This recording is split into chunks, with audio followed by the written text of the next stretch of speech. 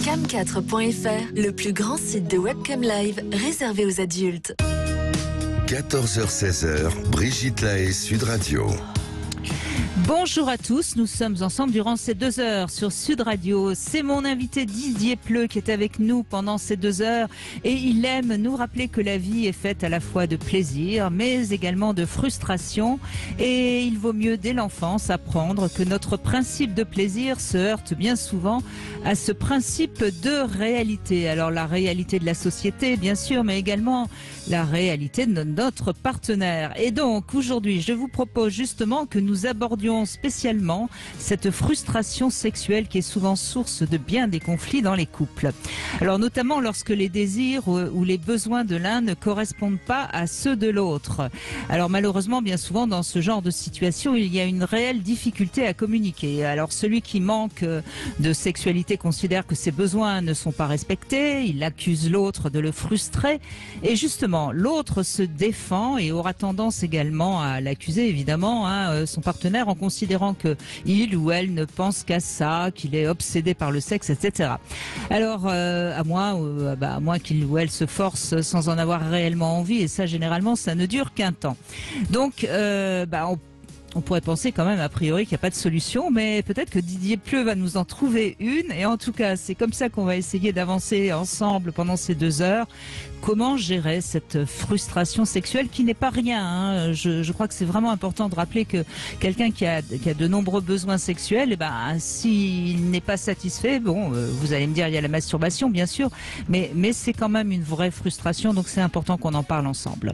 En tout cas, vous pouvez venir témoigner, vous pouvez venir poser vos questions et pour ça, bien sûr, vous nous appelez au 0826 300 300. Bonjour Didier Pleu. Bonjour Brigitte. Merci d'être avec nous. Donc c'est un peu votre marque de fabrique, le principe de réalité, le principe de plaisir. Eh bien oui, il faut trouver le juste milieu et ça ne passe forcément par l'acceptation de la frustration. Oui, c'est bien difficile. C'est un sujet difficile que vous me donnez aujourd'hui, Brigitte. Alors, je ne sais pas si on pourra aider. Oui. Bien sûr, il y a des petites stratégies. En tout cas, vous l'avez dit en introduction, ce qui est terrible dans les affaires de frustration au niveau de la sexualité dans un couple, c'est que on va très mal communiquer nos frustrations. Donc ça, au moins, si on peut aider aujourd'hui à atténuer, à réguler ces émotions qui font qu'on va mal dire les choses. Et en général, c'est la colère qui est là, quand on est frustré. Oui. Sur le plan sexuel, c'est vrai que c'est rare de se dire « j'aimerais bien », d'être un peu Dalai Lama pour communiquer. En général, on est vindicatif et on en dit des bien bonnes. Oui, ça veut dire que, moi je suis pas un peine à jouir, mais on va essayer d'apprendre quand même que ce fameux principe de réalité dont vous parliez dans l'introduction, c'est ça l'histoire de la frustration, c'est quand j'ai envie de faire quelque chose et la réalité, elle est contraire. Donc et là, tout d'un coup, on pète les plombs. Si je peux même extrapoler dans le débat actuel, vous savez bien, au niveau de l'éducation, on y retourne dans le fil dans ta chambre. Je disais l'autre jour, c'est ni permissivité, ni fil dans ta chambre, c'est pourquoi on en arrive à exclure un enfant de la relation. Et c'est toujours la même histoire, vous l'avez dit aussi, c'est est-ce qu'on a éduqué nos enfants à tolérer la frustration, c'est-à-dire à accepter d'être dans des zones d'inconfort, de ne pas marcher à l'envie, de ne pas faire ce qu'on veut quand on veut. Et effectivement, dans le domaine adulte ou préadulte de la sexualité, c'est vraiment le domaine où on n'a pas envie de se frustrer parce que le mot frustration, c'est un vilain mot. Dans les années 68, c'était surtout, on en avait trop, des frustrations. Prisonniers entre le curé, le pater familias et je ne sais qui, c'était castration, quoi. Pas de désir. Écrasez-vous, il faut accepter la vie telle qu'elle est, on n'est pas là pour jouir. Bon, on a fait une sorte de révolte en se disant, non, ça c'est un peu couillon quand même, si on est humain, on a envie de jouir de la vie. Et on est tombé dans l'autre excès, quoi. On a de moins en moins de frustration, c'est paradoxal, même s'il y a des guerres, des maladies, des épidémies, précarité, chômage, tout ce qu'on veut, on est quand même matériellement de moins en moins habitué à se frustrer, à différer le plaisir. Et ce qui fait qu'on est devenu très vulnérable, c'est pour ça que vous l'avez dit, il faut mieux prévoir ça en éducation, mais il faut aussi se rééduquer quand on est adulte, c'est-à-dire est-ce qu'on peut accepter un peu plus de ne pas faire ce qu'on a envie de faire tout de suite, quoi. Alors vous avez raison, le mot frustration, c'est un mot qui est assez négatif aujourd'hui, et pourtant enfin on est tous à tout moment sujets à la frustration, hein, notamment quand on est obligé de respecter les lois de la société. Ce qui est important, peut-être Didier Pleu à rappeler, c'est que la frustration, elle s'apprend dès le plus jeune âge. C'est pas quand l'enfant a 4-5 ans qu'il faut commencer à lui apprendre la frustration. C'est vraiment dès le début. Oui, tout à fait. Oui, on va pas faire de l'éducation à la frustration. Bon, mieux vaut tard que jamais, mais c'est vrai que si on habitue, autrefois j'avais une petite conférence il y a quelques jours, et des gens étaient assez heurtés quand je disais, mais attention, même un tout petit, si vous répondez constamment à sa demande de câlin, sa demande d'alimentation, sa demande de jeu, sa demande de communication, faites attention. J'ai pas dit qu'il fallait pas l'alimenter quand il a besoin, j'ai pas dit qu'il fallait pas lui parler quand il a besoin, ni de câliner, mais faites attention, si vous donnez trop, très vite, l'enfant s'habitue à le monde est comme j'ai envie qu'il soit. Le problème, c'est que c'est exponentiel. Après, quand on est petit enfant, on va chosifier l'adulte qui va être le gentil animateur de Club Med, etc., qui va tout le temps répondre à mes besoins, et ainsi de suite, et ainsi de suite. Et si en plus, à l'école, on commence à avoir des pédagogies, comme on dit, ludiques, c'est-à-dire apprenons dans le plaisir sans se prendre un peu le chou, voilà, on augmente encore ça. Et ce qui fait qu'on devient très très vulnérable à la frustration, c'est-à-dire, je comprends pas, le monde n'est pas comme j'ai envie qu'il soit. Alors vous imaginez bien, dès on vit en couple et dès qu'on vit sa sexualité, à un moment donné, si on est très carencé au niveau de sa tolérance aux frustrations, tout va être disproportionné, tout va être dramatique. Et c'est là qu'on assiste à des tas de ruptures, des tas de conflits, alors qu'on pourrait très bien, vous l'avez dit, parler de la sexualité, des différences d'envie, de désir, de fantasme, etc. Tout ça peut être parlé. Mais quand il y a intolérance aux frustrations, non, ça devrait se passer comme ça. Je suis désolé, Pleu. Oui. Ma femme Donc ça, c'est déjà la même libido que moi. Ouais. Donc ça, c'est déjà la première règle qu'on peut donner à ceux qui nous écoutent, c'est-à-dire que ça passe par de la communication et dans le respect de ce que chacun pense et désire. Ce qui est compliqué, évidemment, c'est que lorsqu'on parle de sexualité, on est plus dans des ressentis, dans de la pulsion, dans des choses qui sont pas très rationnelles, et c'est toujours plus compliqué de communiquer sur des choses qui ne sont pas rationnelles que sur des choses rationnelles. Je dirais qu'à la limite, l'un désire aller en vacances à la montagne, l'autre à la mer, ça sera plus facile de communiquer que sur des désirs sexuels différents. Oui, Brigitte, vous visez juste, c'est-à-dire c'est tout le monde du pulsionnel, ce qu'on appelle les zones les plus reptiliennes de l'être humain. Ça ne veut pas dire que ça nous rabaisse à un stade animal, c'est-à-dire on a des pulsions, et la libido en fait partie. Donc c'est vrai que c'est beaucoup plus facile, même si c'est parfois conflictuel, de dire où est-ce qu'on va en vacances, ou qu'est-ce qu'on mange au resto si on n'est pas d'accord, ou quelle série on va suivre à la télé, mais la sexualité, oui, vous l'avez dit, on est dans le monde du pulsionnel. Donc là, effectivement, c'est ce fameux striatum, là, le noyau accumbens, ce qu'on a dans le cerveau, qui est en train de dicter sa loi. J'ai envie, j'ai un désir très très fort, et c'est pas à ce moment-là que le cortex se met en branle le plus facilement. J'ai jamais vu quelqu'un dire en pleine excitation sexuelle dans sa tête, oui, je me calme, je suis distancié, je vais écouter ma partenaire, on va en causer maintenant. Non, là, on est quand même très reptilien entre guillemets, et bon, effectivement, à part la solution masturbatoire dans les 10 secondes qui viennent, ça va être très difficile. C'est pour ça que on peut peut-être anticiper ces choses-là, et c'est le but aussi de votre émission, c'est-à-dire on va pas tout régler, mais quand on est dans l'immédiateté, quand on est vraiment dans la pulsion elle-même, on n'a pas grand-chose à faire si ce n'est fuir la scène, ou prendre un tranxène, ou prendre un verre d'eau, ou partir, j'en sais rien, c'est pas possible. Le pulsionnel, le réguler, c'est très très difficile. Mais on peut au moins proposer à vos auditeurs qu'il y ait peut-être des petites stratégies pour éviter que ça monte en colère, toutes ces histoires-là, pour pouvoir justement échanger avec le partenaire. Donc déjà, on n'essaye pas de communiquer au moment où il y a la crise, si je puis dire. On en parle le lendemain, on en parle quand on est un petit peu moins en chauffe, quoi, si je puis dire.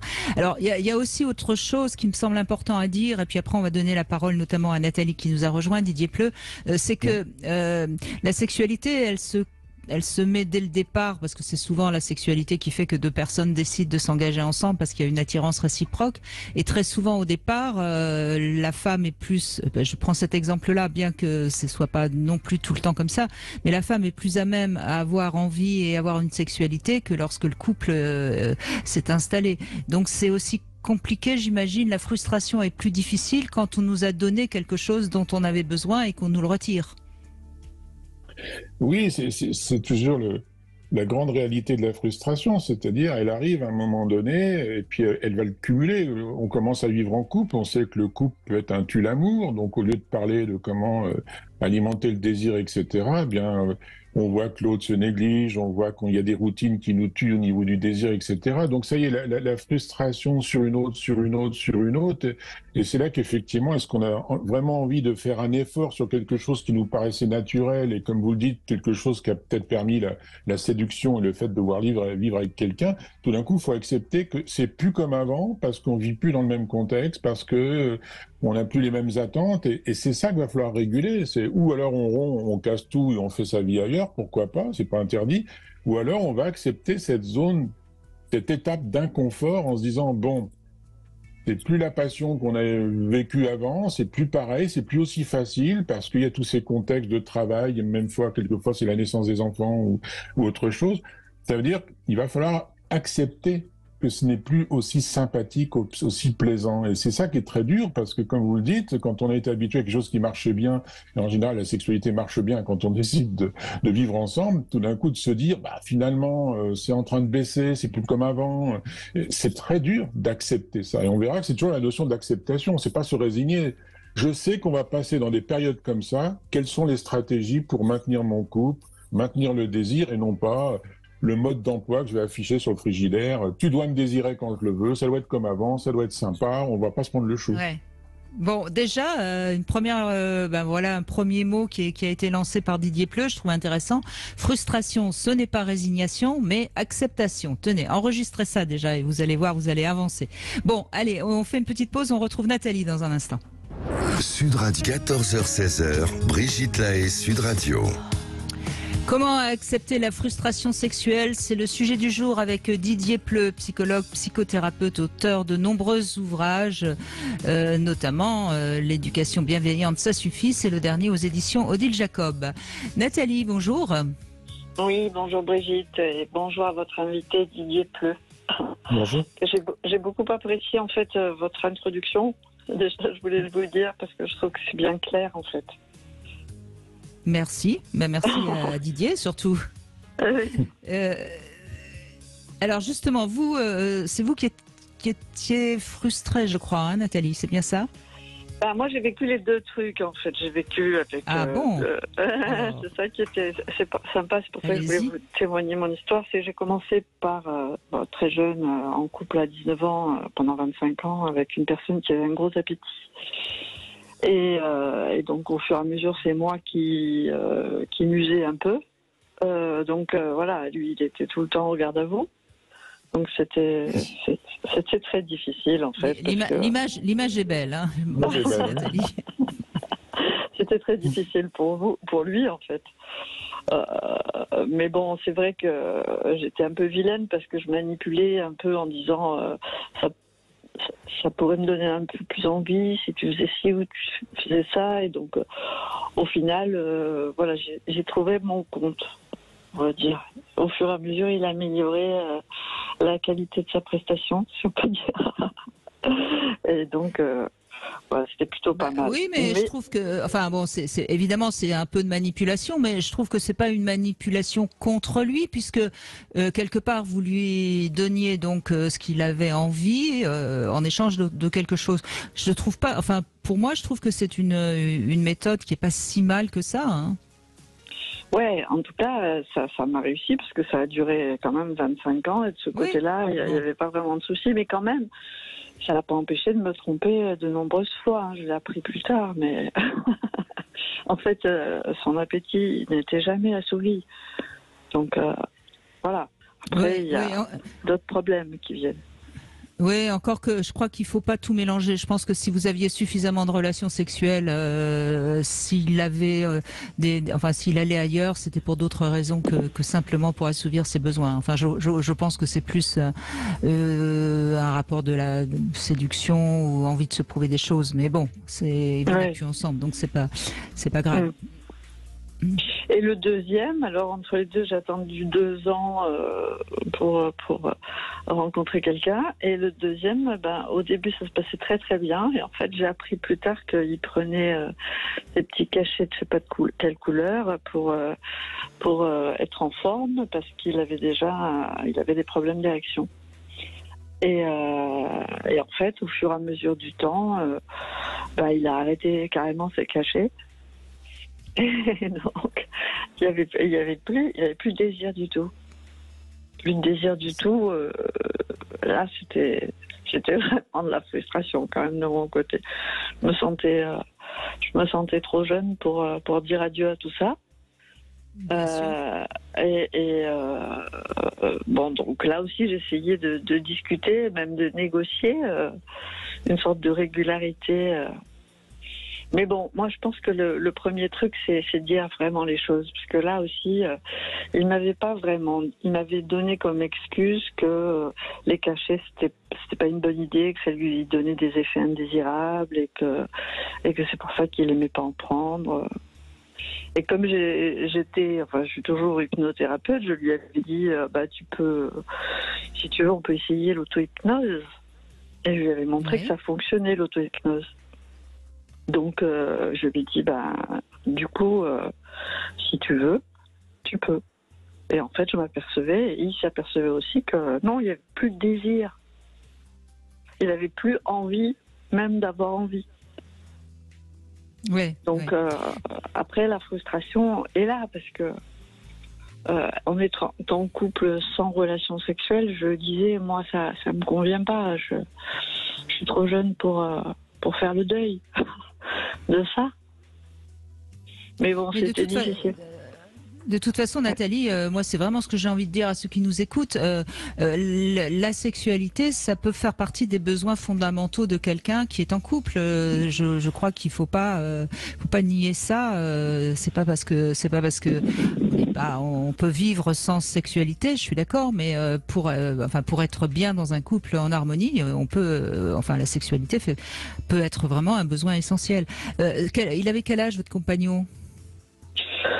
On avait tous les deux 45 ans quand on s'est connus, quand on s'est mis ensemble. Oui, donc il est mais je veux dire, donc il avait eu des problèmes d'addiction à l'alcool et ça avait fait des dégâts en fait. Ouais, et puis il prenait aussi des médicaments qui lui posaient problème. Enfin, c'était pas que de sa faute, mais voilà. C'était pas que de sa faute. Et en même temps, dans de nombreuses discussions, c'est vrai que je pense votre invité Didier Pleu a raison, c'est qu'il faut beaucoup communiquer dans ces cas-là. Et bon, il entendait ce que je disais, mais il pouvait pas faire mieux. Donc petit à petit, ça a détruit le couple-là.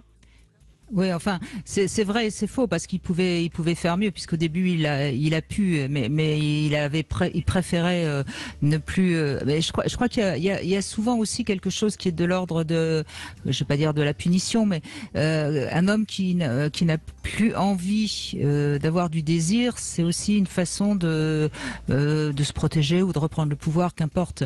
Didier Pleu, qu'est-ce que vous avez envie de dire à Nathalie? Oui, mais j'ajouterais à ce que vous venez de dire, Brigitte, que ça peut effectivement avoir un sens au niveau d'éviter ou de reprendre le pouvoir, mais ça peut être aussi sa propre intolérance aux frustrations. C'est-à-dire qu'il faut aussi accepter à un moment donné que quand il y a un problème de dysfonctionnement entre deux partenaires, il faudra aussi se remettre en cause, il faudra aussi se remettre dans une zone d'inconfort. Et très souvent, je vois ça, moi, avec des patients, c'est oui, mais si c'est quand même la chose la plus naturelle du monde, la sexualité. Donc si j'ai plus de désir, je vais pas me prendre le chou avec ça, c'est comme ça, je vieillis, je ne sais quoi. Non, on sait très bien que la fonction crée l'organe. Si effectivement, lui, il pouvait pas se mettre au garde à vous comme le premier partenaire de Nathalie, il avait trouvé des solutions avec les médications, etc. Et même si c'était artificiel ou je ne sais quoi, ça peut être une solution de se dire, c'est pas parce que j'ai pas de désir, mais peut-être qu'avec certaines médications, ça va m'aider effectivement au niveau érectile et autres. Donc je sais pas comment dire, je sais pas si je suis clair, c'est s'obliger à un moment donné aussi de se dire, si je veux résoudre un problème, ça va pas se passer comme ça là. par un petit coup de magie, il va falloir qu'on s'y mette, qu'on bosse ensemble. Non seulement communiquer, mais peut-être faire des exercices pour retrouver du désir, s'obliger quelquefois à parler de sujets dont on n'a pas envie de parler. Enfin, ça rejoint toujours cette histoire de est-ce que je laisse faire les choses ou est-ce que je vais accepter ce moment difficile dont j'ai pas envie, mais qui peut bien améliorer le couple. Sinon, effectivement, après, c'est la rupture, quoi. Donc, et c'est vrai que Nathalie, elle, en plus, fallait qu'elle accepte dans son côté frustrant de ne surtout pas avoir une logique de fonctionnement du style, il devrait être aussi désireux que moi, il devrait, je sais pas quoi, communiquer. Il faut accepter quelquefois que le partenaire est difficile, n'est pas dans les mêmes désirs, n'est pas dans les mêmes fantaisies, et c'est ça qui est bien dur, parce que répète, on a toujours envie de dire c'est quand même le sujet le plus facile, soi-disant, et ce qui n'est pas vrai. Il est facile dans la passion, il est difficile dans la vie de tous les jours. On va revenir justement avec vous, Nathalie, sur la question de la sexualité, parce que je crois qu'il y a quand même 2-3 choses que j'ai envie de dire. La sexualité, oui, on peut, alors je ne veux pas dire se forcer, mais on peut quand même organiser quelque chose pour que ça puisse rester dans le couple. On se retrouve dans un instant, Nathalie. Nous sommes en compagnie de Didier Pleu. On parle aujourd'hui de la frustration sexuelle. Je rappelle que Didier Pleu est psychothérapeute, auteur de nombreux ouvrages dans lesquels justement il explique l'importance du principe de réalité, du principe de plaisir. Évidemment, c'est pas toujours simple à gérer, notamment en ce qui concerne la sexualité. Nathalie est avec nous, donc vous étiez frustrée parce que votre compagnon n'avait plus de désir et donc n'avait plus la capacité à avoir de la sexualité. Moi, je crois qu'il faut rappeler que lorsque on parle trop souvent de sexe ou de sexualité dans le couple, il faudrait plutôt aborder la question de l'intimité. Et l'intimité, c'est quoi? C'est avoir du plaisir à se toucher, avoir du plaisir à se retrouver corporellement. Et lorsque ça n'existe plus, je pense que le couple est réellement en danger et mérite plus le nom du couple. Alors après, on peut rester en couple et pourquoi pas. Mais je crois qu'il faut. Enfin, moi, j'ai quand même envie un petit peu de dire les choses telles qu'elles sont, parce que très souvent celui qui a moins envie ou qui n'a plus envie ou considère que bon c'est fini, on arrête, et généralement l'intimité du coup elle passe également à la trappe. Et là je pense qu'on est vraiment dans quelque chose qui n'a pas de sens pour moi. Je sais pas si vous êtes d'accord avec ça, Nathalie, déjà. Il y a plusieurs choses là dans ce que vous dites. Il y a la difficulté de communiquer, c'est-à-dire que on le dit une fois, il y a rien qui se passe. Son partenaire, au bout d'un mois, il y a rien qui se passe. Et après, le fait d'en reparler, déjà, moi, ça me mettait mal parce que j'avais conscience que en reparler, ça voulait dire tu m'as pas écouté, tu m'as pas entendu, Bien sûr. il s'est rien passé depuis. Et c'était difficile d'en reparler alors qu'il y avait eu rien en fait. C'est un peu comme si il était sourd à mes attentes, ou que sa problématique était plus profonde et que je pouvais pas y avoir accès. Donc déjà ça fragilisait le couple d'une manière incroyable, et c'est cette fragilisation qui nous a fait rompre. Oui, mais voyez, Nathalie, je crois que on va peut-être pouvoir discuter et revenir sur la discussion sur l'adaptation des heures de repas, sur l'adaptation des tâches quotidiennes. Et sous prétexte qu'on parle de sexe, on peut pas revenir sur le sujet, on peut pas parler d'intimité. Et je trouve, Didier Pleu, que c'est peut-être quelque chose qui est important à faire comprendre à tous ceux qui nous écoutent. Pourquoi? Parce qu'on parle d'intimité, l'autre a le droit d'être sourd. C'est quand même incroyable. Ça voudrait dire que tout ce qui concerne la sexualité, l'intimité, on n'est pas capable d'être dans le principe de réalité? Non, c'est difficile, surtout qu'il y a des injonctions sociales, des tas de croyances qui tournent autour de ça. C'est-à-dire, j'ai entendu, moi je commence à avoir de l'âge, mais c'est vrai que j'entends aussi auprès de certains amis qui ont le même âge, en gros, on doit avoir une sexualité, c'est-à-dire on doit passer à l'acte, on doit être érectile, on doit être excité. Bien sûr que c'est un objectif, mais comme vous le disiez justement, Brigitte, ça peut aussi passer, surtout avec le vieillissement, j'ai envie de dire, par des moments de tendresse, de toucher. La sexualité n'est pas que le passage à l'acte, vous avez tout à fait raison, et quelquefois c'est en redevenant câlin, des caresses, des sortes de petits massages, des accompagnements, des choses qui font que, ou un lien très intime, de choyer quelqu'un, de l'écouter, qui vont redonner une sorte de désir. Mais il ne faut pas non plus appliquer une logique mathématique. Donc, normalement, la sexualité, ça doit être le passage à l'acte. Parce que à chaque fois qu'il n'y a pas passage à l'acte ou à chaque fois qu'on n'est pas dans ce désir-là, ça y est, tout s'effondre. Parce que l'autre attend que ça se passe normalement. Non, ça se passe pas normalement. Et comme vous le disiez, il y a des tas de sexualité, de sensualité qui existent et qu'on néglige parce que normalement, un couple qui a une bonne sexualité, eh bien, c'est tagada, tagada, et on pense pas à autre chose. Oui, c'est très bien le passage à l'acte, c'est très bien le câlin, c'est très bien l'orgasme, mais il y a autre chose qui peut redéclencher du désir si le désir est en train de tomber. Oui, quand vous dites ça, vous luttez contre cette logique mathématique des il faut, ça doit se passer comme ça. Oui, le côté créatif. Ouais, c'est pas tout ou rien d'ailleurs. Voilà. Et peut-être Nathalie, que s'il avait accepté justement cet échange d'intimité, sans forcément avoir des érections, sans forcément avoir une sexualité. En plus, moi, comme j'étais pas à l'époque du tout forcément très intéressée par la pénétration, c'est lui qui en fait à la base ne voulait que ça, parce que moi, ça m'aurait très bien contenté d'avoir des câlins, des caresses. Ouais. Voilà, donc franchement, j'avais pas vraiment l'impression d'être la mégère qui demande absolument à avoir son orgasme, voilà. Donc non. Mais il y a un point que vous avez soulevé tout à l'heure qui était assez intéressant, ça m'a fait réfléchir, c'est que sur l'idée de la répartition des tâches, j'avais déjà un problème aussi avec lui, c'est-à-dire que au début, il m'avait dit viens, on vit ensemble, moi je travaille de la maison, donc je m'occuperai de faire la cuisine. T'inquiète pas, c'est moi qui me chargerai des courses et du ménage, puisque toi tu bosses beaucoup. Et puis au final, au fur et à mesure, il a tout lâché aussi. Et il faisait pas la cuisine, il faisait pas les courses, il faisait pas le ménage. Et au final, voilà, je crois qu'il y a aussi. Oui. Voilà, c'est révélateur, c'est révélateur d'une personnalité qui, au fil du temps, considère que vous êtes la bonne, quoi.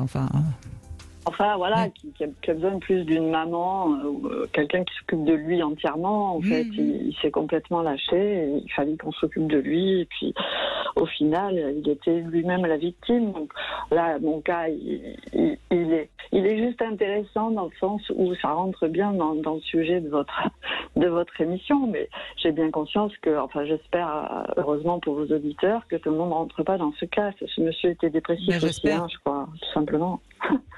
Voilà. Ouais. Après, il faut savoir s'enfuir, s'en aller quand on a besoin de ça et qu'on ne peut pas l'avoir du tout.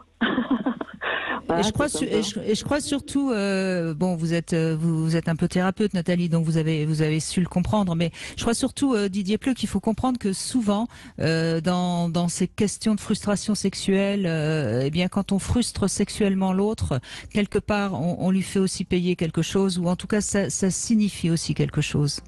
Est-ce que vous êtes d'accord avec ça, Didier ? Oui, souvent c'est une arme terrible pour se venger, etc.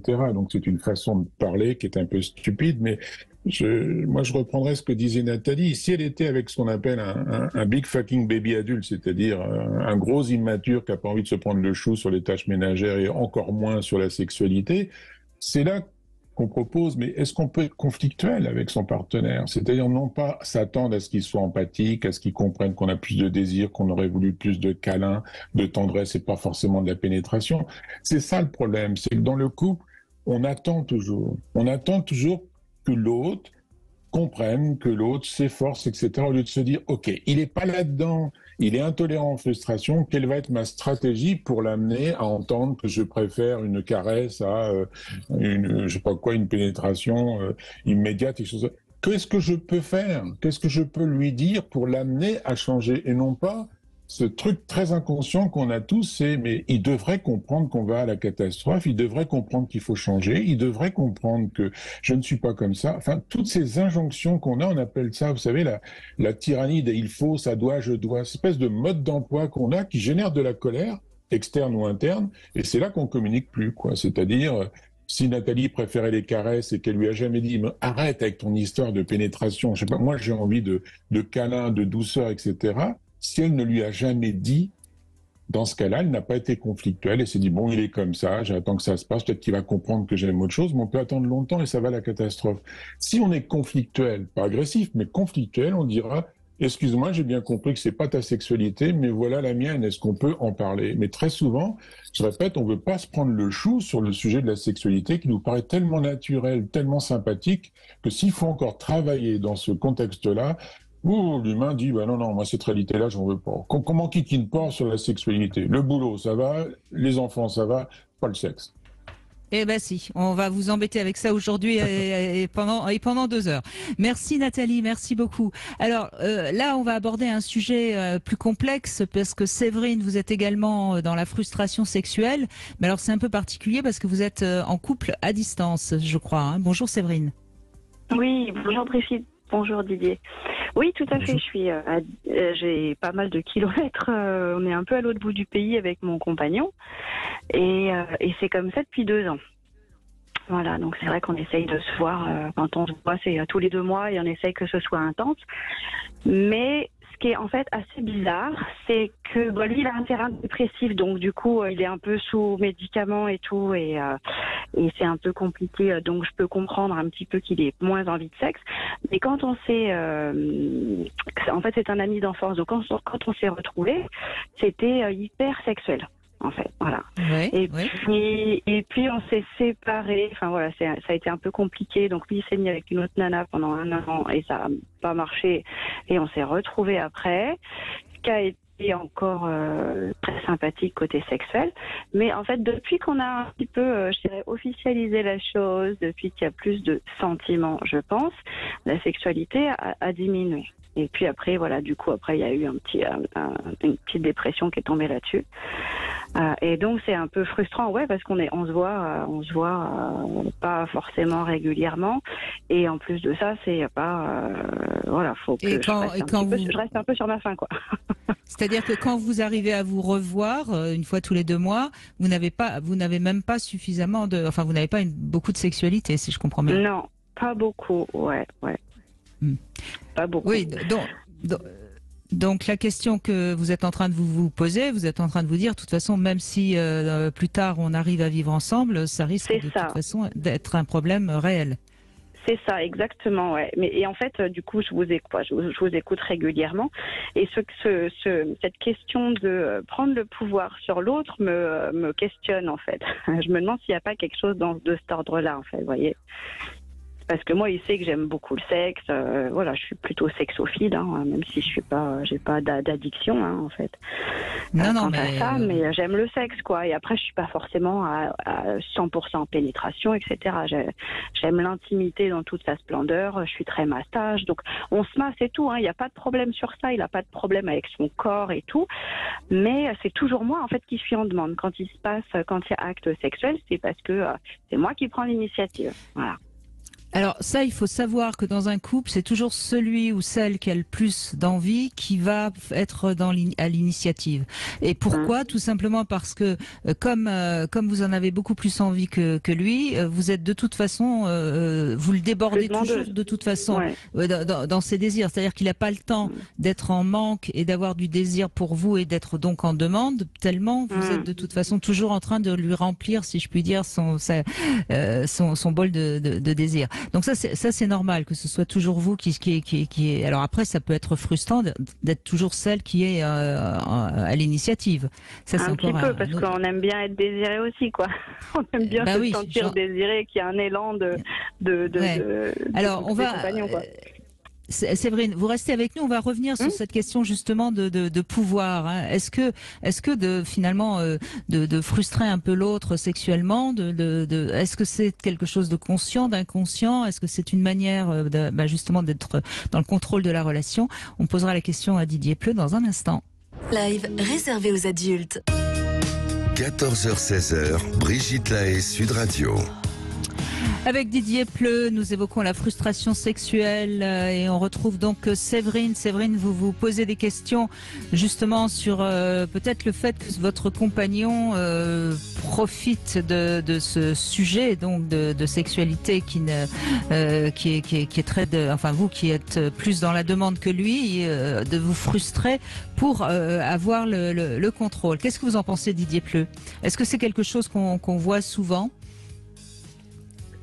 c'est des choses qu'on peut voir, c'est-à-dire que quelquefois, derrière un comportement qui peut paraître bizarre, peu sympathique, on va chercher un sens. C'est vrai qu'il y a des hommes ou des femmes qui vont prendre la sexualité comme une arme pour reprendre le pouvoir, pour montrer que la relation est trop, par exemple, pour un homme, si le quotidien est trop, comme on dit, castrateur, si la relation est trop, la relation, par exemple, d'une maman symbolique avec son enfant, c'est évident qu'il y a de grandes chances que l'homme ne désire plus sa mère, quoi. Il va confondre un peu tout ça. Donc, quelquefois, il y a un sens. Effectivement, il y a des mélanges dans la tête parce que le quotidien fait que c'est mon épouse qui décide de tout, qui régit de tout, qui est leader. Donc, c'est une façon peut-être inconsciente de montrer que c'est moi l'homme et c'est moi qui décide au final d'avoir de la sexualité ou pas. Oui, quelquefois, il y a un sens. Mais je dis toujours, avant de quêter un sens, il faut regarder souvent la réalité. Et quand j'entendais Séverine,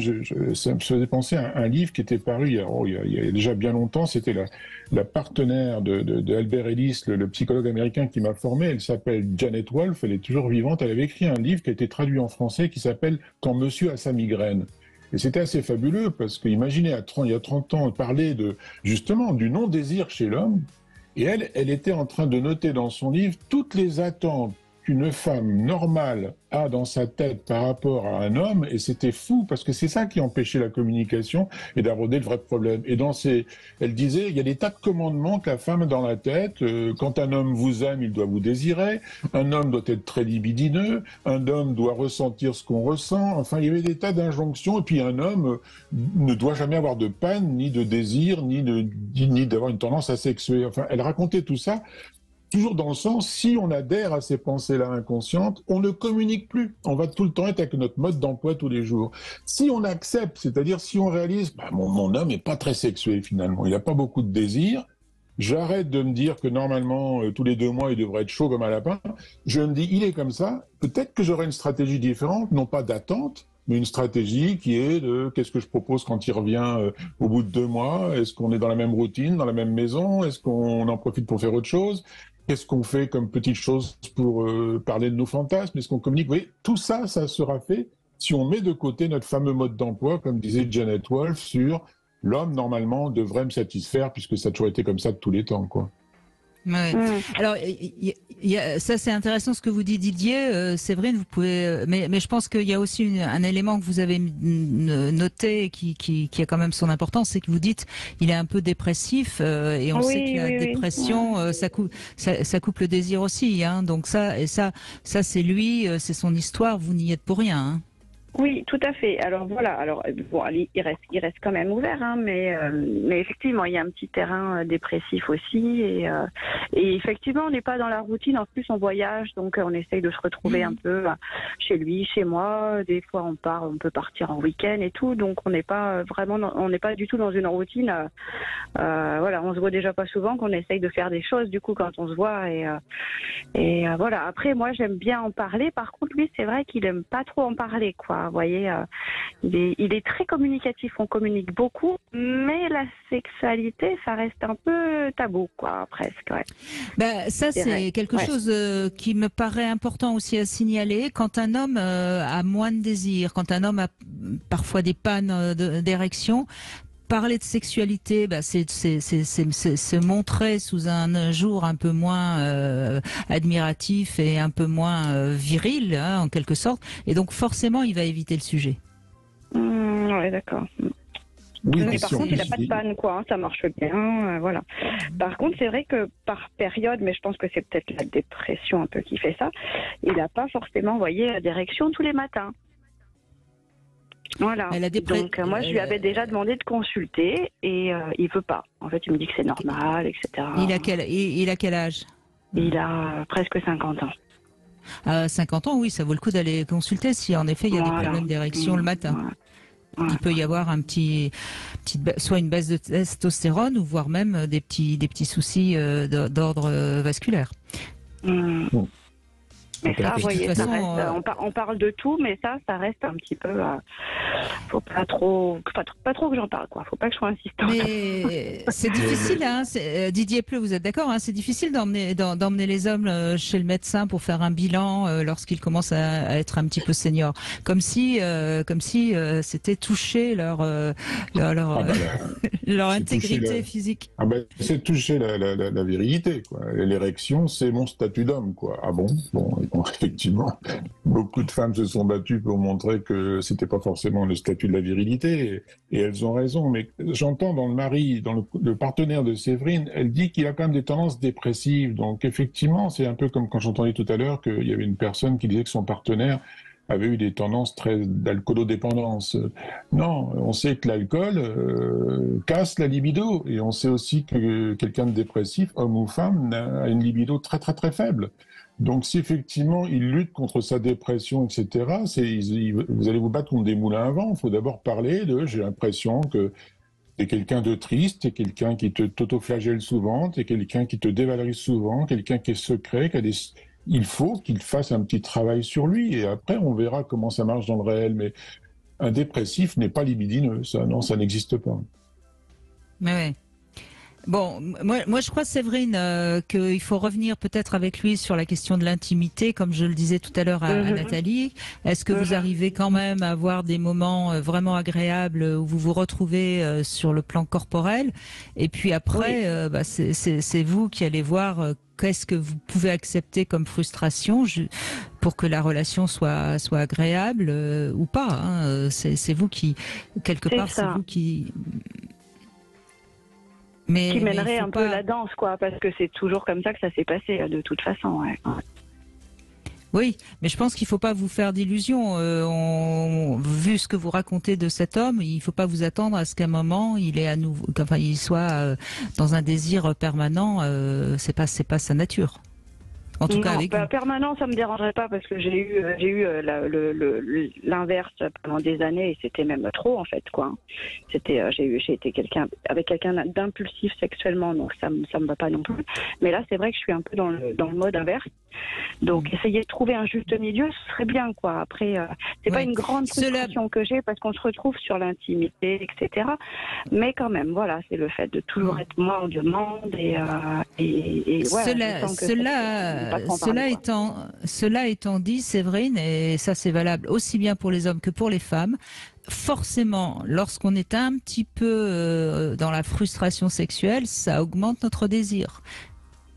Si on a quelqu'un, c'est toute la question de la sexualité. C'est pour ça que c'est si complexe. Si vous aviez quelqu'un qui est toujours prêt, vous seriez moins vous êtes d'accord, hein, Didier? Oui, peut-être, c'est vrai, oui. C'est le manque qui augmente le désir, oui, toujours. Et puis en plus, ça veut dire que c'est à Séverine de bosser, d'accepter la frustration de la situation, parce que comme disait Janet Wolf dans Monsieur à sa migraine, en plus, au résultat, c'est à nous, les femmes, de reprendre le leadership et de reproposer des stratégies de désir, alors que normalement, on nous a toujours appris que les types n'ont pas de problème avec ça. Donc, double frustration, mais ça marche. Si effectivement on accepte ça, oui, c'est enquiquinant, c'est à moi de prendre le leadership quand il revient, parce que je vais proposer des trucs. C'est à moi de lui dire, t'es peut-être pas un peu dépressif, est-ce que t'es dépressif à cause de notre problème sexuel, ou est-ce que t'es dépressif parce que t'es déprimé toute la journée? C'est encore à moi de l'inciter à faire un travail sur lui, etc. Si on attend que l'autre prenne conscience, on peut attendre longtemps. Et c'est ça qui est frustrant dans le couple. C'est toujours celui qui est victime qui va être obligé de travailler. Eh ben oui, mauvaise pioche, mais c'est comme ça. Oui, voilà. Bon, Séverine, bon courage, hein, vous avez compris ce qu'il vous reste à faire. Et merci à vous de ce témoignage. Tout de suite après les infos, c'est un homme qui va parler de sa frustration, et puis vous aussi, vous avez peut-être envie de venir évoquer votre frustration sexuelle, ou au contraire, si vous avez la chance que tout aille bien depuis tant d'années, pourquoi pas, hein, ça fera du bien d'avoir un témoignage positif. 0826 300 300, vous pouvez nous rejoindre. Didier Pleu reste avec nous, bien sûr, et Didier Pleu, après les infos, vous allez me donner la réponse à ma devinette. Je crois qu'elle est assez facile, celle-là. Quel est le mot qui signifie à la fois les préliminaires et le coït? Vous pourrez me le donner tout de suite après les infos. À tout de suite.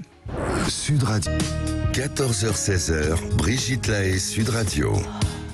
Didier Pleu est avec nous, psychothérapeute, auteur de nombreux ouvrages. Et si vous êtes particulièrement intéressé à la vision de Didier Pleu et de l'amour, vous pouvez vous procurer On aime comme on a été aimé. C'est aux éditions de la Musardine.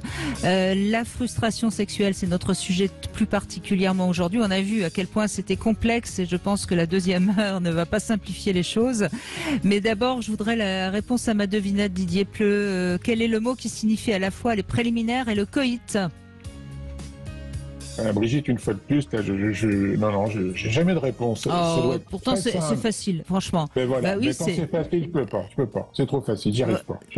Bon, c'est le baiser. Le baiser lors des préliminaires et baiser lorsqu'on est dans un coït, c'est facile, franchement.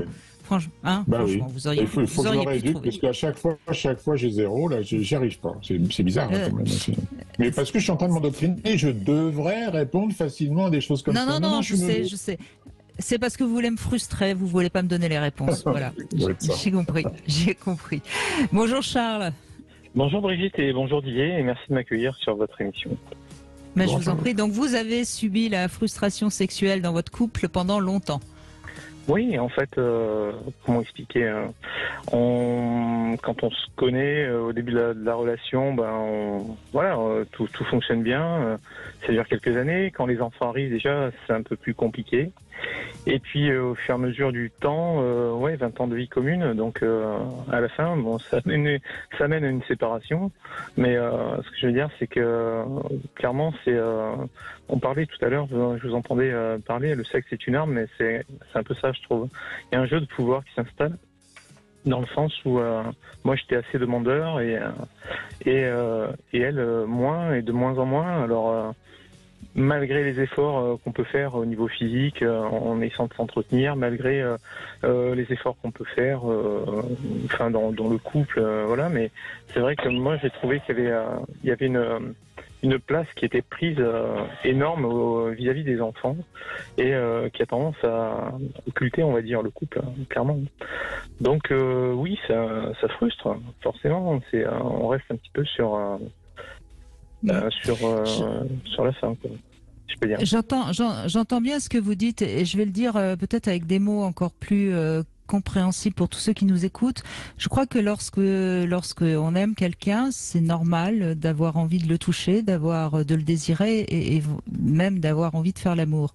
Et quand on a l'impression que l'autre ne nous désire plus, on a aussi le sentiment qu'il ne nous aime plus.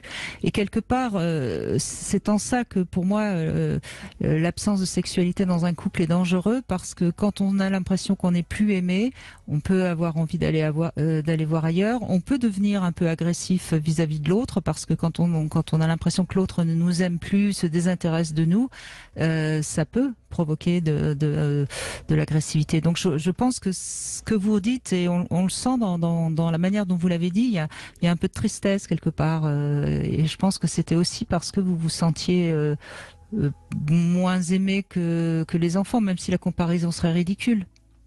La comparaison est complètement ridicule, mais ce que je veux dire, c'est qu'il y a c'est un marqueur quand même dans la relation. Dans le sens où ils sont là, il y a beaucoup plus d'attention. Je dis pas que j'aime pas mes enfants, mais il y a, c'est comment je vais dire, c'est l'attention est beaucoup plus focalisée. Puis moi, j'avais toujours, au contraire de l'auditrice précédente, j'étais demandeur et elle était beaucoup dans la sexophobe, si je peux dire, si je fais la comparaison avec ce qu'elle a dit tout à l'heure. Donc, qu'elle même disait qu'elle était sexophile. Moi, je suis tombé sur une femme sexophobe presque, dans le sens où, c'était presque dérangeant, quoi. À un moment, c'était. Mais ce qu'elle était pas au début, quand même, visiblement. Non, ce qu'elle n'était pas au début, clairement, c'est ça. Donc pas maintenant, ou alors c'était presque, limite, on prend rendez-vous demain matin à telle heure, quoi. Ça fait ça. Donc comment programmer l'amour? C'est compliqué, quoi.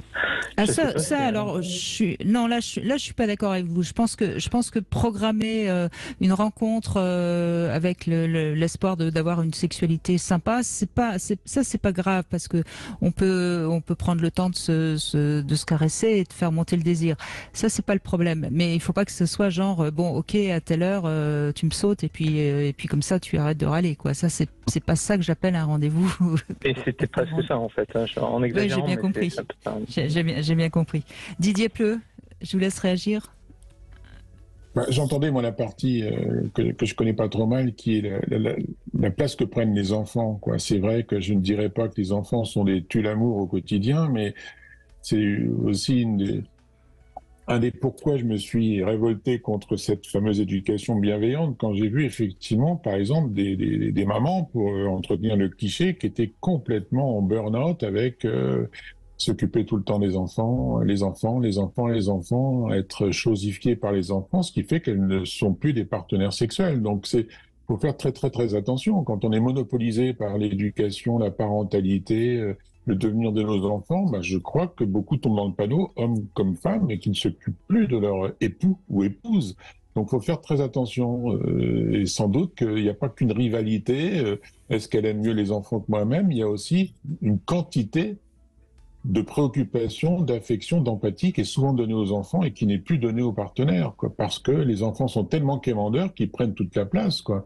Et quand je parlais de ces fameux enfants rois ou adolescents rois, ça veut dire que c'est rare que le papa garde sa couronne, quoi. Donc je ne sais pas si c'était le problème de Charles, mais je pense que ça lui pesait lourd dans la balance. Si en plus elle n'était pas très libidineuse, son épouse, c'est vrai que si elle était très éducatrice au quotidien, je crois qu'elle a perdu son statut de femme, tout simplement. Mais ça peut être parlé. Mais je suppose que Charles a dû se dire, mais c'est quand même pas normal, on s'aime, on devrait amplifier le désir, ne pas marcher au rendez-vous, et il a dû avoir des attentes, et une fois de plus, ne pas communiquer et dire à son épouse, écoute, on va dans le mur, t'es beaucoup plus maman qu'épouse, il faut qu'on en cause de ça. C'est bien d'être maman, mais j'aimerais bien avoir une maman-femme, etc. Et je me demande si Charles a bien abordé le problème, ou si au contraire, il est resté sur sa faim, quoi. Mais en attendant que les choses se passent. Oui, moi je dirais que je l'ai subi, ouais, clairement. J'écoute ce que vous dites, Didier, très bien. Et, c'est un peu ça, c'est-à-dire que soit on prend le taureau par les cornes, mais le fait d'en parler, clairement, j'ai l'impression que ça n'a pas. Ouais, pour elle, c'était presque un sujet dérangeant, dans le sens où, voilà, elle avait plus de préoccupations effectivement pour les enfants, et puis on sait comment sont les femmes, hein. Je veux dire, elles ont une charge mentale toujours, et par rapport à ça, en fait, c'est toujours la charge mentale qui prend le dessus, presque sur la vie finalement, sur la vie de couple à proprement parler. Alors oui, bien sûr, pourquoi pas, mais cette charge mentale, elle nous arrange parfois bien aussi, Charles. Et il faut faire attention à ça. Qu'est-ce que ça peut faire si telle chose n'est pas faite et qu'elle soit faite le lendemain, alors que on va s'accorder un moment de plaisir, vous voyez. Et je pense, moi, ce que je trouve intéressant, vous avez dit quelque chose d'intéressant, Charles. Vous avez dit c'était un sujet dérangeant. Moi, je pense que lorsque on aborde la sexualité avec son partenaire ou sa partenaire et que c'est un sujet dérangeant, c'est qu'il y a quelque chose d'autre derrière. C'est-à-dire, oui, mais pourquoi on est tous les jours en train de parler ensemble de sexualité, c'est justement parce que je crois qu'il y a beaucoup de choses à comprendre sur ce sujet qui ne doit pas être dérangeant.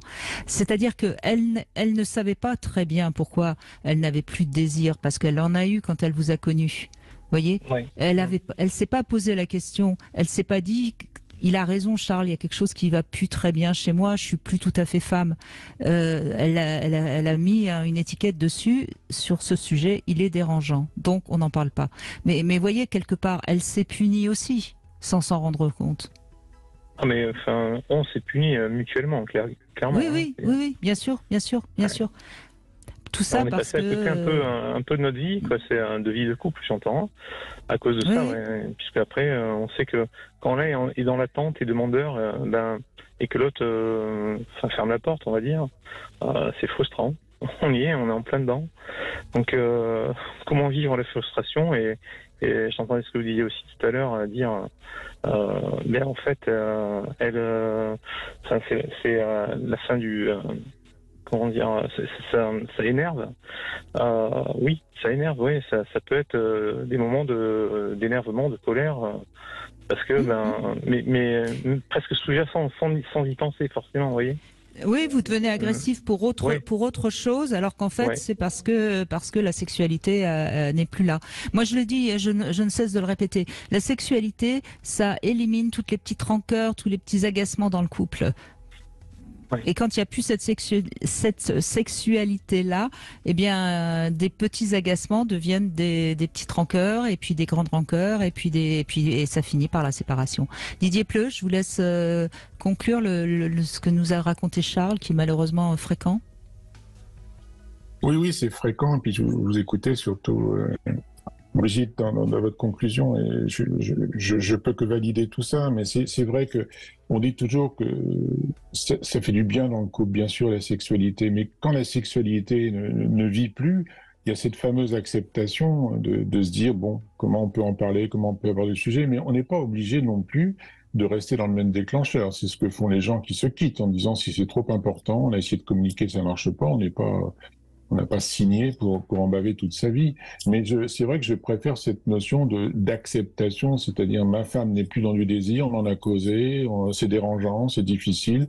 Qu'est-ce qu'on fait? Quelle est la stratégie? Et c'est là aussi qu'on peut parler de contrat solaire. J'ai jamais dit que j'étais pour la polygamie, mais c'est vrai qu'aussi la monogamie peut être un frein à la sexualité. Mais ça peut être causé dans un couple, avec tous les dangers que ça peut apporter. Mais est-ce que ça peut être causé, ça aussi, des problèmes de fidélité, des problèmes de désir ailleurs? Si Charles souffre trop d'un manque de sexualité et que, pour X raisons, ça se débloque pas du côté de son épouse, il n'y a pas de raison de rester dans le même déclencheur de souffrance et d'autoflagellation. Il peut aussi envisager et parler d'autres solutions. Peut-être quelquefois, ça déclenche des choses, ça de dire, écoute...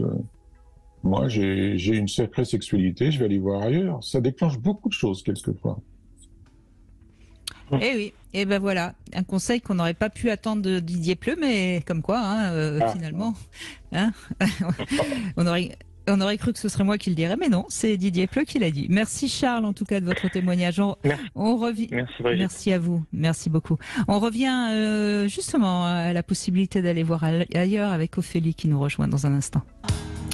Didier Pleu est avec nous, nous évoquons la frustration sexuelle et Didier Pleu a lancé le pavé dans la mare. En effet, si la sexualité n'est plus là dans le couple, on peut aussi évoquer la question, ok, tu veux plus qu'on fasse l'amour, peut-être que je peux à ce moment-là aller voir ailleurs. N'est-ce pas Ophélie? C'est ce qui s'est passé pour vous, bonjour. Oui, bonjour. Eh bien, effectivement, moi j'ai passé 10 ans avec le père de ma fille en étant très frustrée. Vraiment très très frustrée parce que disons qu'il a passé... C'est moi qui allais tout le temps le chercher, mais vraiment tout le temps.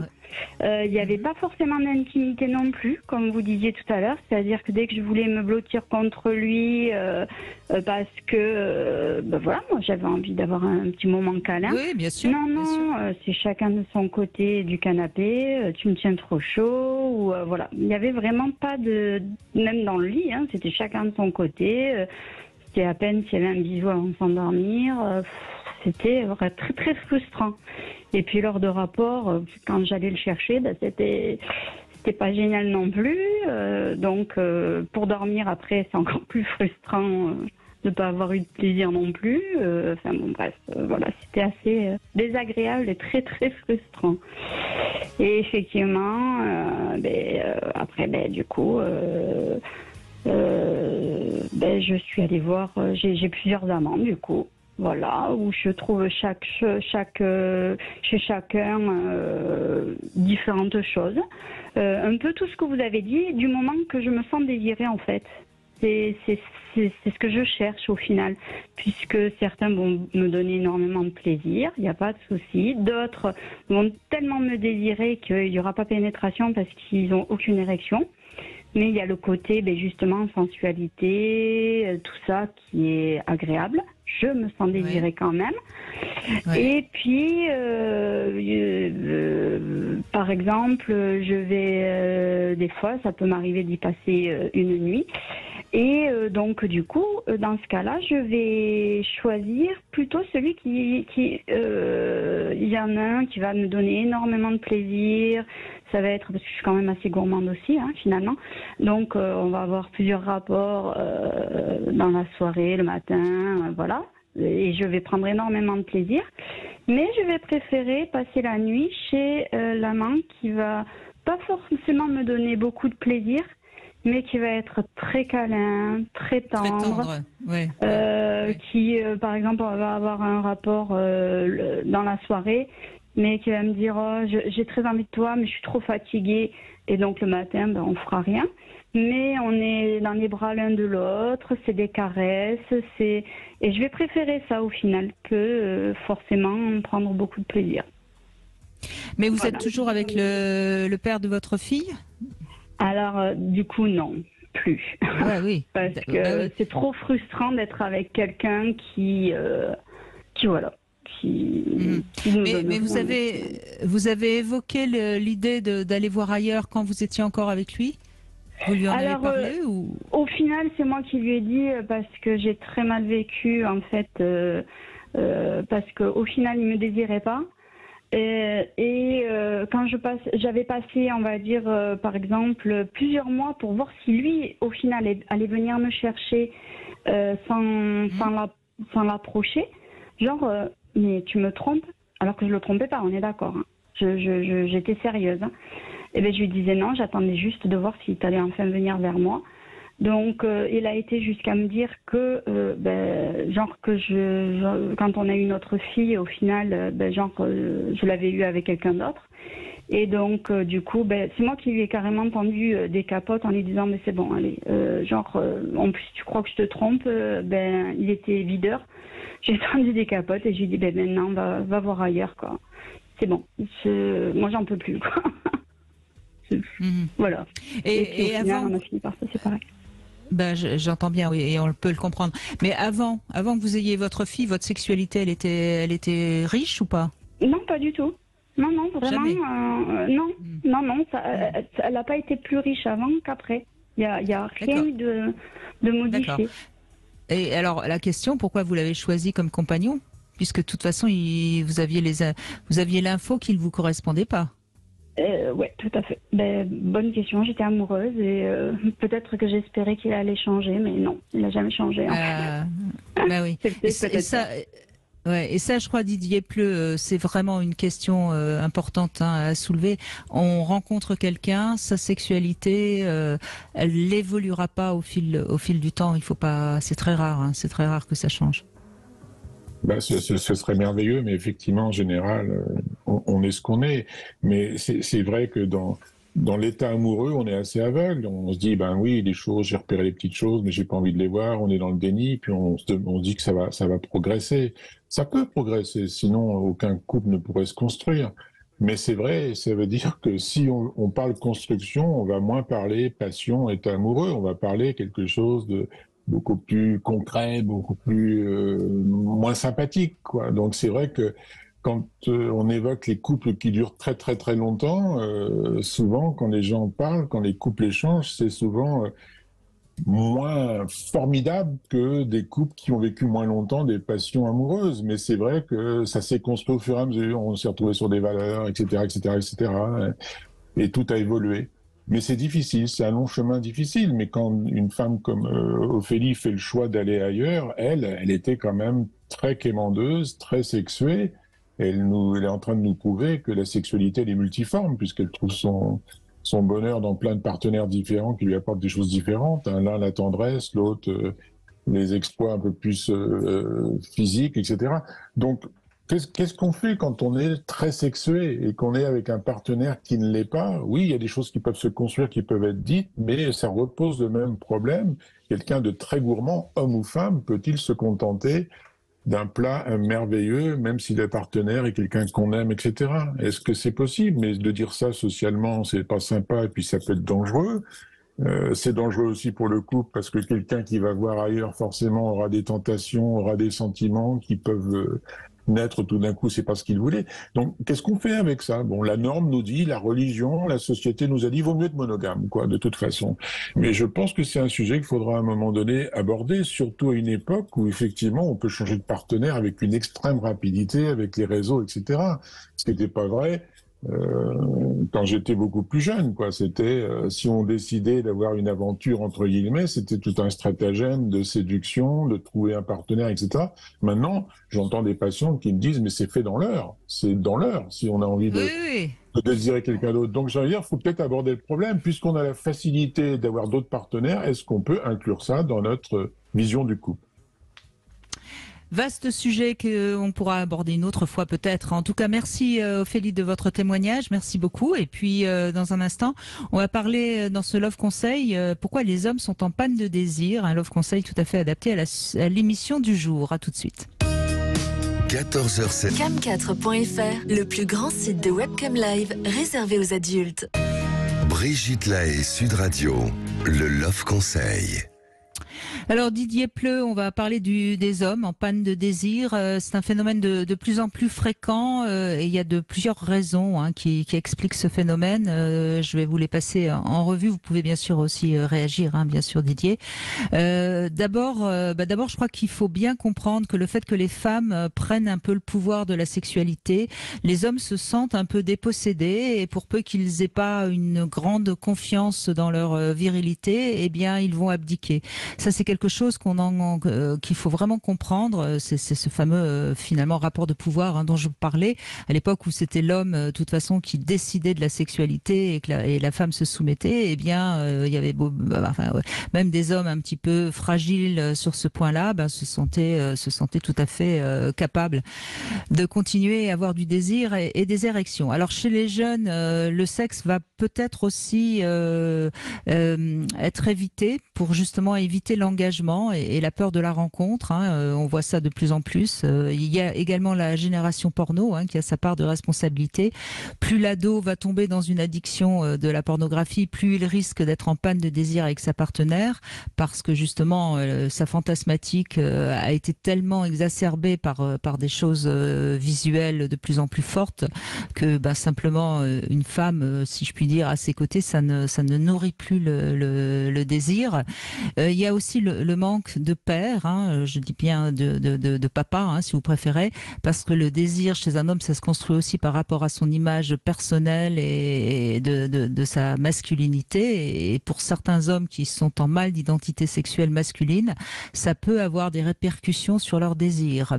Alors il y a évidemment aussi la notion de performance qui est due souvent à la pornographie, mais aussi parce que les femmes sont devenues exigeantes sexuellement.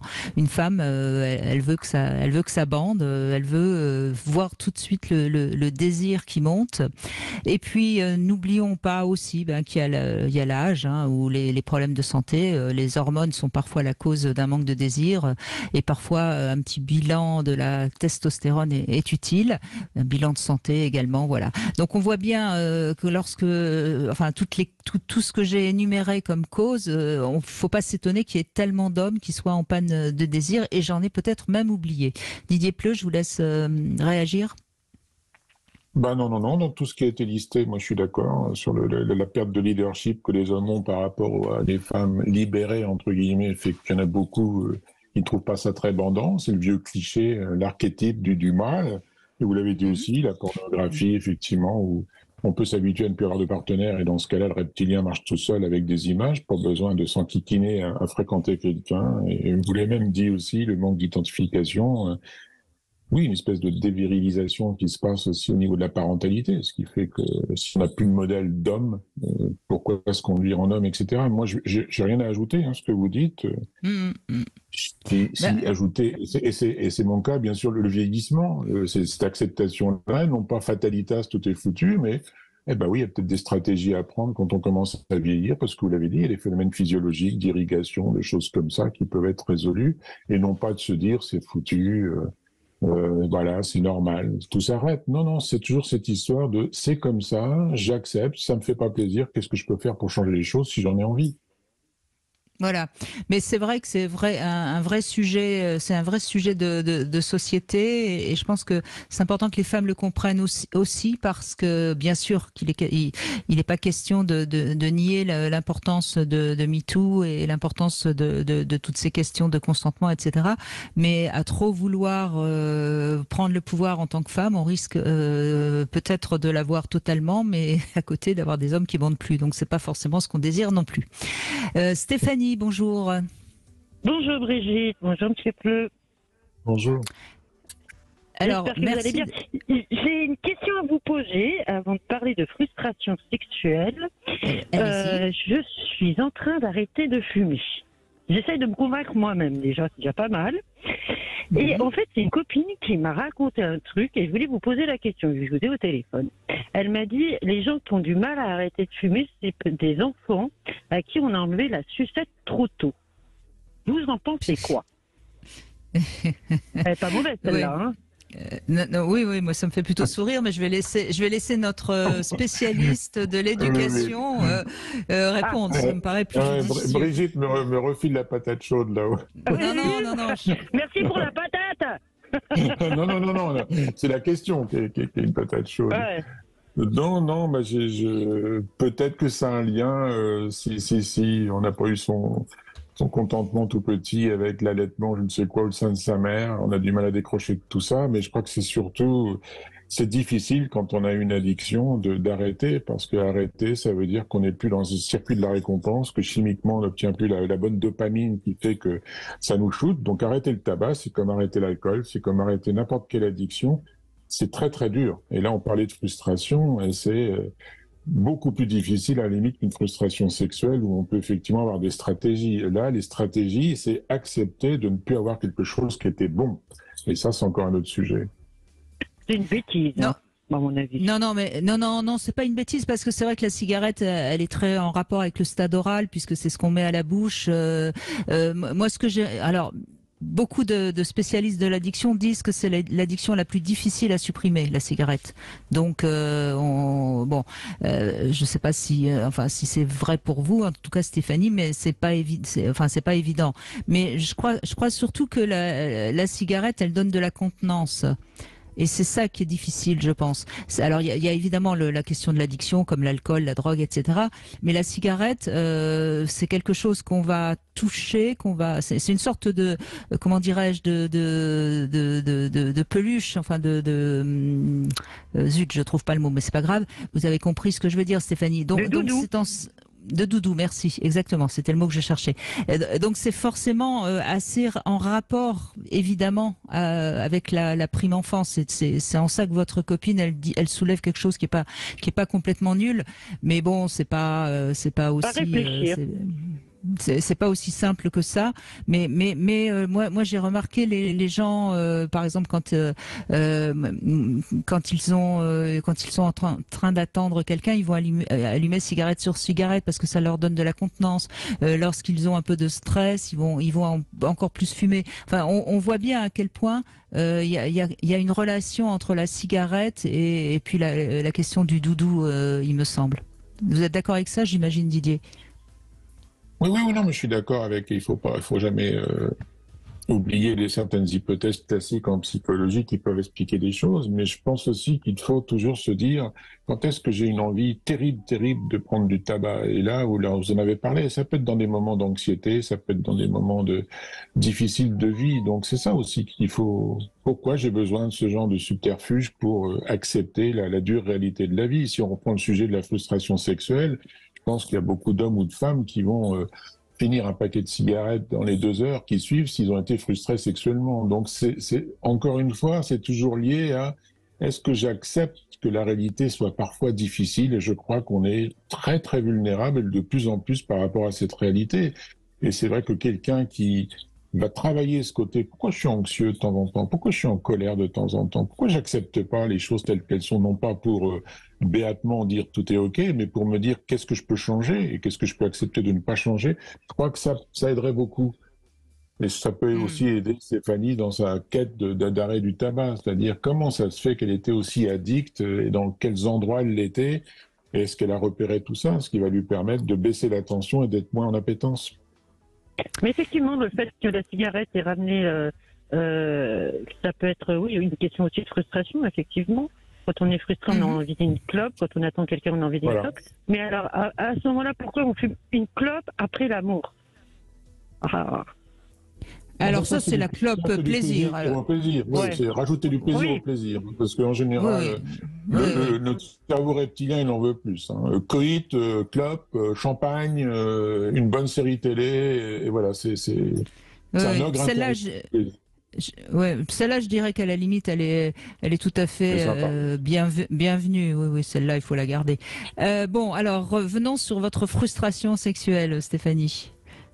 Alors, moi, ça m'est arrivé une frustration sexuelle avec, c'est pas moi qui l'ai eu, puisque je suis quelqu'un d'assez libéré, avec un camarade à moi qui avait, comment dirais-je, qui était très content de tomber sur quelqu'un qui avait peu de tabous. Et au moment de faire, par exemple, je sais pas, l'éjaculation faciale, on y va, c'est bon suivi. Il a complètement débandé. Ça a été la catastrophe. Et pourtant, il en avait envie. Et après, on a rompu parce que, en fait, je me demande si c'était pas lié plus à du fantasme. Mais il a tellement été frustré dans ses anciennes relations qu'après, par la suite, il n'y arrivait plus à se lâcher complètement. Pourtant, l'envie était là.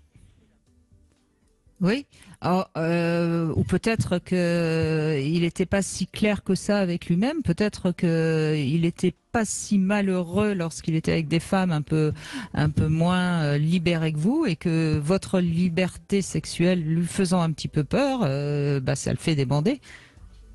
Ah oui, ça doit être ça, oui. Ça doit être ça. Il doit y avoir de ça. Peut-être qu'on peut faire peur aux hommes. Je ne sais pas, hein, mais vous semblez en effet très très libre. Donc forcément, ça peut aussi inquiéter un homme, surtout s'il a jamais été avec une femme libre. Mais là, encore une fois, c'est tout le paradoxe d'un être humain. Hein. C'est qu'à la fois, il se plaint de pas être avec quelqu'un de libre, mais une fois qu'il est avec quelqu'un de libre, au secours. Oui, c'est ça. Je savais pas.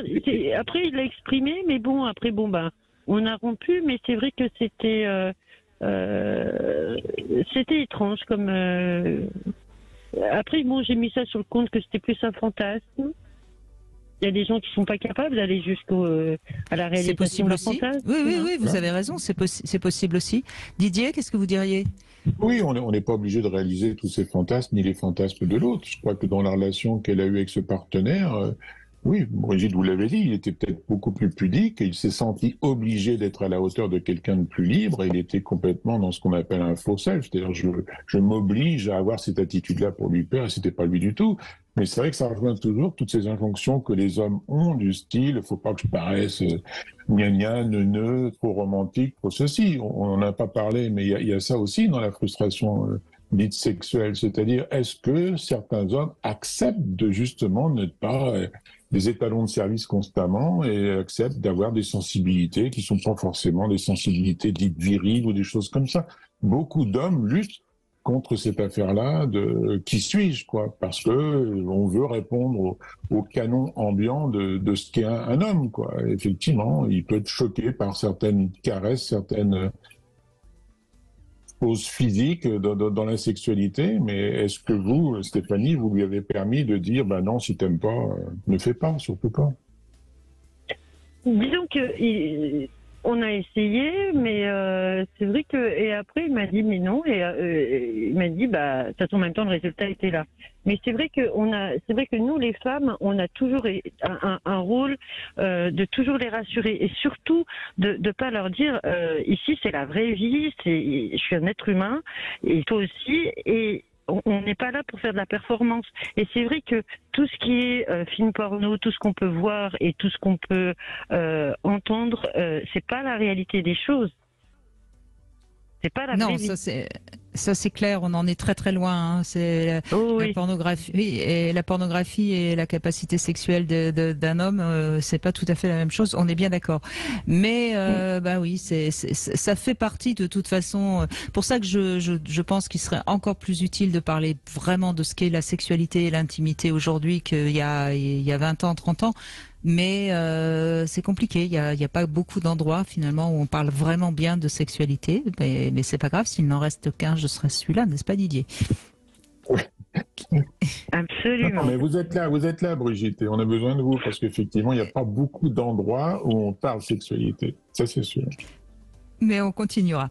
Merci Stéphanie. Merci à vous. Merci beaucoup, Brigitte. On va conclure avec Christophe dans un instant qui va parler de frustration provisoire. Et ça, c'est aussi intéressant. À tout de suite. Cam4.fr, le plus grand site de webcam live réservé aux adultes. 14h-16h, Brigitte Lahaie, Sud Radio. Nous parlons de la frustration sexuelle en compagnie de Didier Pleu aujourd'hui, psychothérapeute. Je rappelle que Didier Pleu, vous avez beaucoup écrit sur la question de l'éducation entre le plaisir, le principe de plaisir, le principe de réalité. Eh bien oui, il faut apprendre à nos tout jeunes enfants la frustration pour que justement quand ils sont adultes, ils soient aptes à accepter que l'autre n'est pas là pour satisfaire tous nos désirs comme l'étaient nos parents. C'est un sujet qui nous tient à cœur et qui est tellement important et on le voit bien sur des sujets aussi complexes que la sexualité, à quel point quand on a un bon rapport à la frustration, on est plus à même éventuellement d'en parler avec son ou sa partenaire. Christophe, merci de témoigner parce que je trouve que votre témoignage est important.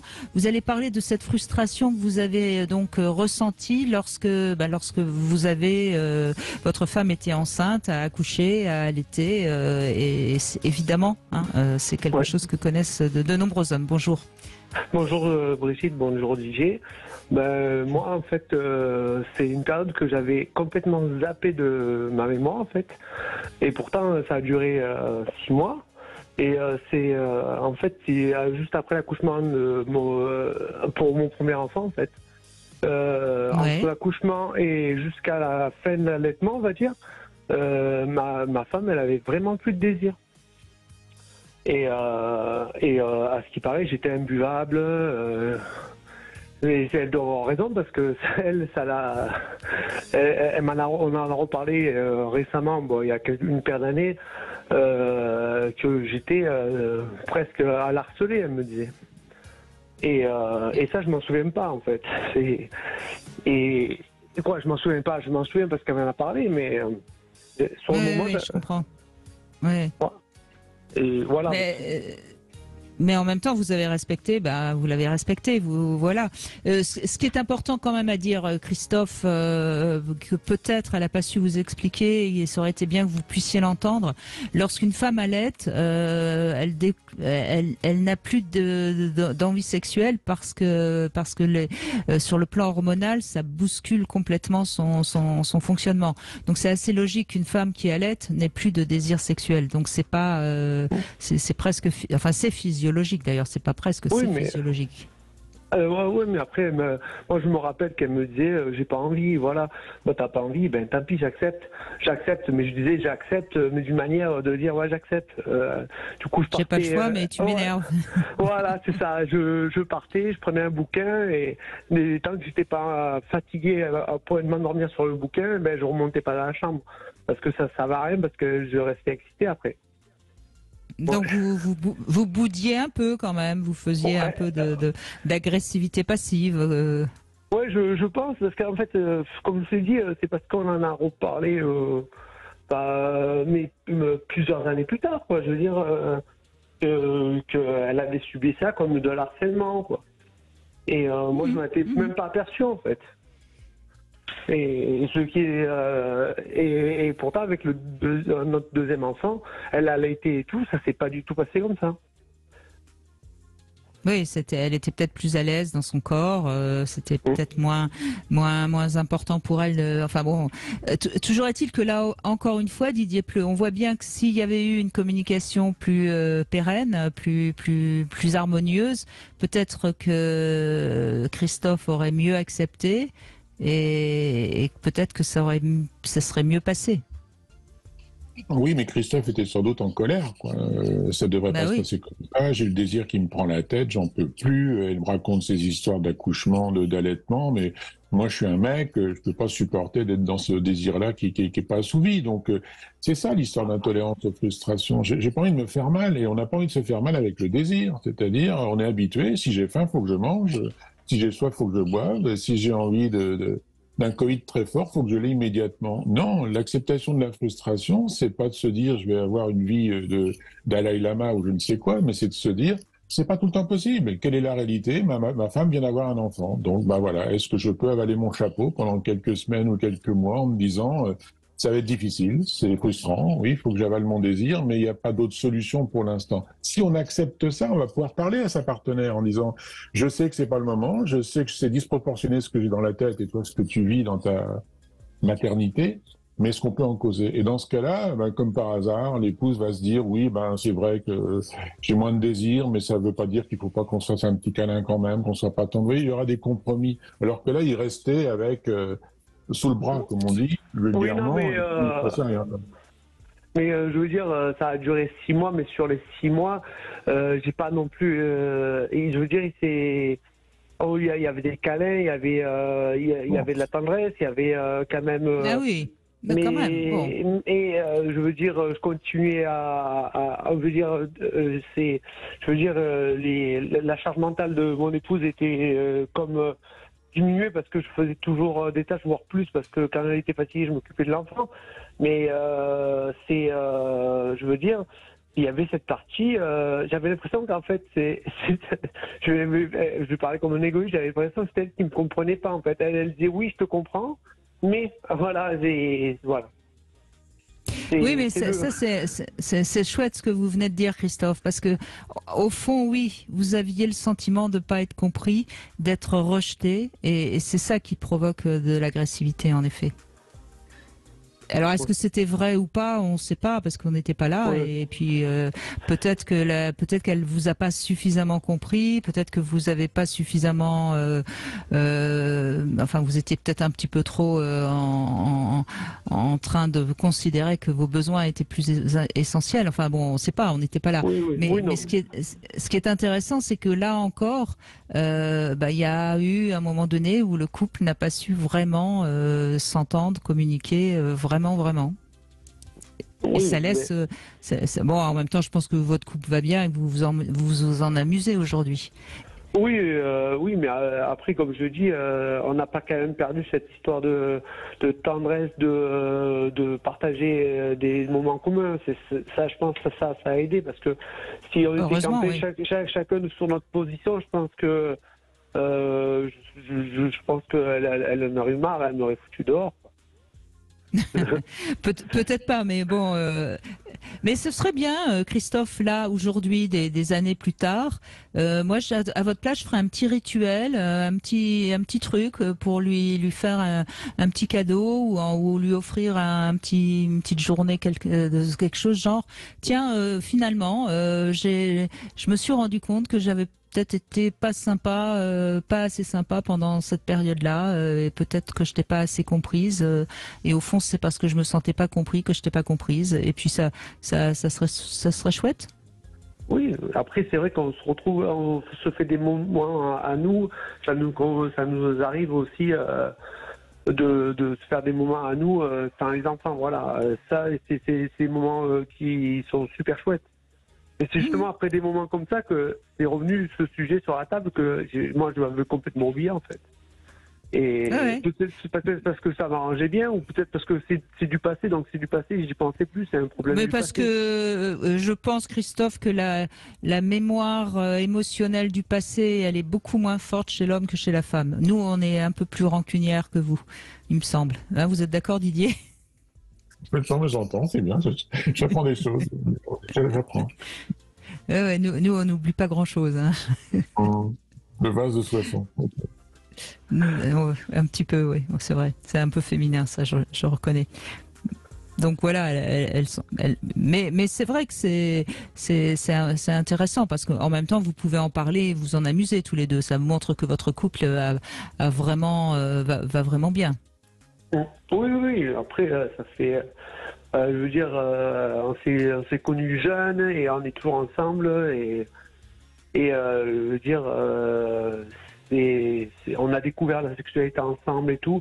Mais c'est vrai que le fait d'avoir une jeunesse où j'ai eu de la frustration par rapport à être une famille nombreuse, j'ai pas eu ce que en fait, j'ai su gérer la frustration en fait. J'ai appris très jeune en fait. D'accord. À pas avoir ce que je voulais en fait. Et pourtant, dans cette période-là, vous l'avez mal vécu, cette frustration, comme quoi. Hein. Et oui, la frustration, je crois que c'est quelque chose qu'on subit tous très mal finalement. Alors on va forcément être plus à même de l'accepter ou pas, mais c'est de toute façon désagréable d'être frustré. Je crois que c'est sur ce mot de la fin qu'on va conclure cette émission. Merci beaucoup Christophe, en tout cas, merci d'avoir réagi. Merci Didier Pleu. Je rappelle que votre dernier livre, ça s'appelle L'éducation bienveillante, ça suffit. C'est aux éditions Albin Michel. Merci Didier. À très vite. Tout de suite, vous retrouvez C'est votre avenir. Demain, nous serons avec Alain Héril, psychanalyste, sexothérapeute, qui parle beaucoup du féminin. Et justement, on va évoquer la sexualité féminine au fil des années et on va mieux comprendre comment une femme se trouve dans sa sexualité. Et je suis sûre que ça va intéresser également